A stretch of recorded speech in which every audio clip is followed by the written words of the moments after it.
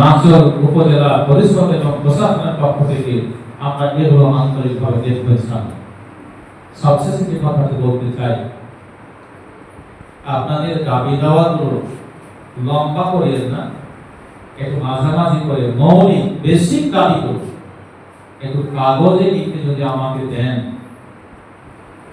এটা এবছরের জন্য যেটি প্রয়োজন, 5 বছরের দাবি একসাথে নিলে কিন্তু হবে না। দাবি দেখেই হতে দেখা যাবে যে মাথা ঘুরে পড়ে গেছে, এটা যেন না হয়।